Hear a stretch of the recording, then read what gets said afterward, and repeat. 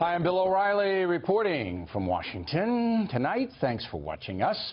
Donald Trump, now president. That's the subject of this evening's Talking Points memo. So here's what we're going to do for the next hour.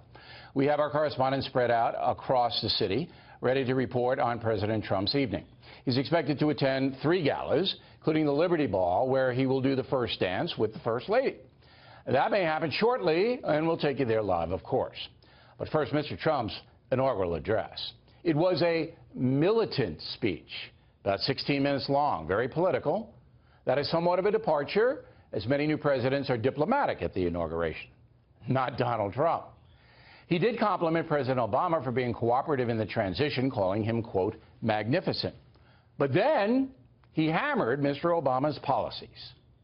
Mothers and children trapped in poverty in our inner cities, rusted out factories scattered like tombstones across the landscape of our nation, an education system flush with cash, but which leaves our young and beautiful students deprived of all knowledge, and the crime, and the gangs, and the drugs that have stolen too many lives and robbed our country of so much unrealized potential.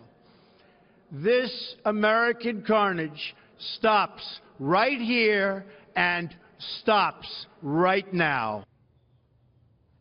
So with Mr. and Mrs. Obama sitting just a few feet away, Mr. Trump basically said that the last 8 years have been a catastrophe for America.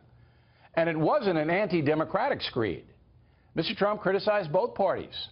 We've defended other nations' borders while refusing to defend our own.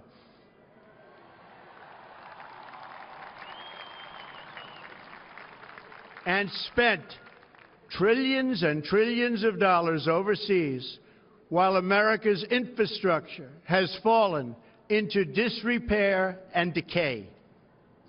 We've made other countries rich while the wealth, strength, and confidence of our country has dissipated over the horizon. The reference to trillions of dollars spent overseas, of course, encompasses the Iraq and Afghan wars, which were begun by President Bush the Younger. And George W. Bush was seated just a few feet away from President Trump. So it's clear that Donald Trump has no sensitivity to the politics of the past, no matter who was in office. His message was directed to his supporters, to the folks who are fed up with a political process they believe is not helping them. It was fascinating to watch as President Trump pretty much dismantled the entire Washington establishment in 16 minutes.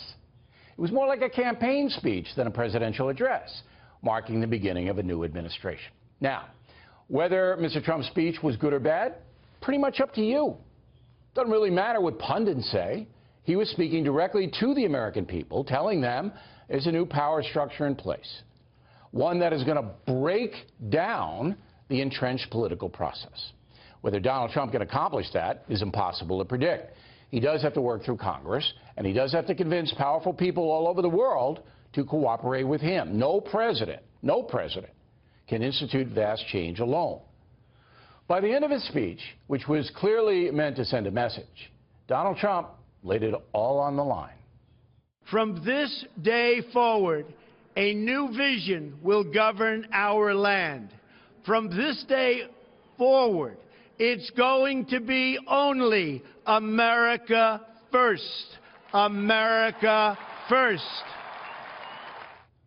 So there you have it. Again, it's up to you, the American citizen, to evaluate the effectiveness of President Trump's speech. Some other quick impressions of this very historical day. First time the camera found Hillary Clinton, she looked absolutely miserable. And you can understand that. She thought she had the presidency locked up. When the camera found Donald Trump, first off, he looked a little tense. Again, understandable. This is the biggest public moment of his life. As usual, President Obama looked relaxed. He's an accomplished political actor, rarely showing what he's thinking, and he always acts appropriately in public. After the big show, Mr. and Mrs. Obama flew off to Palm Springs, California for vacation. Talking Points does not expect to hear much from the former president, at least for a while. One of the most touching moments was when First Lady Melania Trump straightened her son's tie.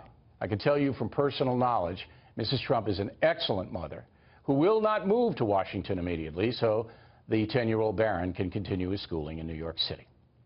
Finally, 92-year-old former President Jimmy Carter, he didn't have to come to the inauguration. Everybody would have understood if he stayed back in Georgia.